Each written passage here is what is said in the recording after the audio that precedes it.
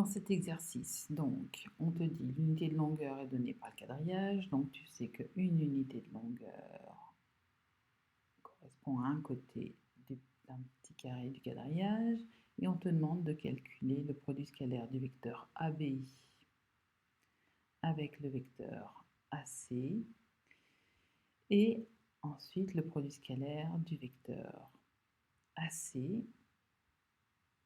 avec le vecteur DA.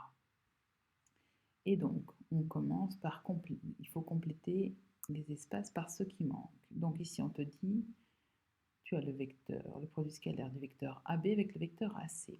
Là, on met encore le vecteur AB avec un produit scalaire, et donc tu ne vas pas réécrire le vecteur AC. Donc là, tu te doutes que tu dois utiliser la deuxième écriture du produit scalaire, qui est la méthode par projection. Donc comme ici, on a gardé le vecteur AB, ça veut dire que tu vas projeter orthogonalement le vecteur AC sur le vecteur AB. Projeter orthogonalement le vecteur AC sur le vecteur AB. Et donc, ici, tu dois utiliser la notation. On te demande de compléter, donc tu vas écrire cette notation en remplaçant U et V par les vecteurs qui sont indiqués ici. Donc là, tu dois écrire la projection, petit p, entre parenthèses, du vecteur AC sur le vecteur AB. Alors, je te montre ici, ça va aller plus vite. Donc, une fois que tu as compris, ici, donc on te demande d'écrire ça.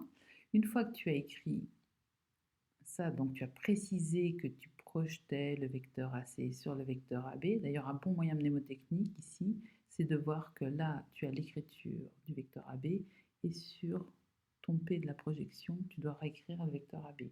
Maintenant, tu dois remplacer ça par justement la projection du vecteur AC orthogonalement au vecteur AB.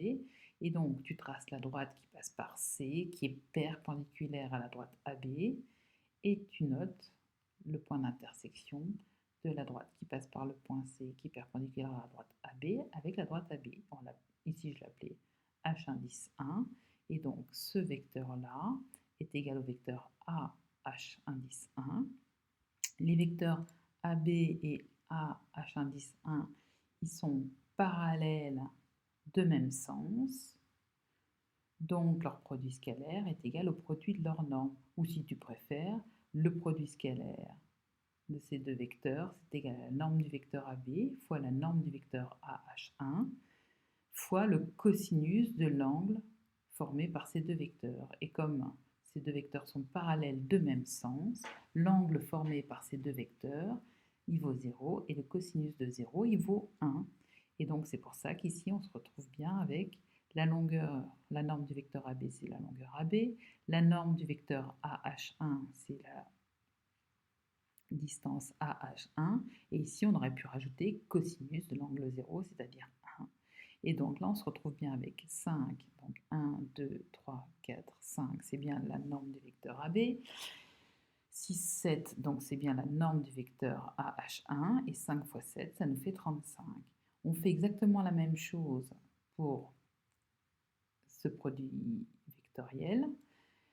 Ici, on a intérêt à projeter le vecteur AC orthogonalement sur le vecteur AD, puisque le vecteur AD, il est sur une des lignes du quadrillage. Donc, quand on trace la droite qui passe par le point C et qui est perpendiculaire à la droite AD, on obtient bien comme point d'intersection entre ces deux droites, le point H indice 2. Donc ici, on va faire comme là, on écrit sur quel vecteur on projette orthogonalement. Donc c'est ce vecteur qu'on projette orthogonalement sur celui-là.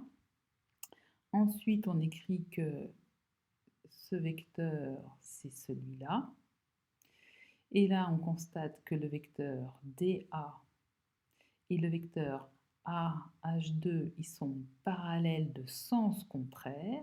Donc leur produit scalaire, c'est égal à l'opposé du produit de leurs normes. Ou si tu préfères, tu peux continuer à écrire que c'est la norme du vecteur DA, donc la distance entre les points DA, fois la norme du vecteur AH2, donc cette distance, fois le cosinus de l'angle plat, pi radian, ou 180 degrés. Et l'angle plat, pi radian ou 180 degrés, son cosinus c'est moins 1. Donc c'est pour ça qu'ici, tu as un produit qui est négatif, puisque cette distance est positive, celle-là est positive. Et donc c'est pour ça que tu as un signe moins. Et donc c'est comme ça que tu constates que ce produit scalaire va être égal à moins 4 fois 3, c'est-à-dire moins 12.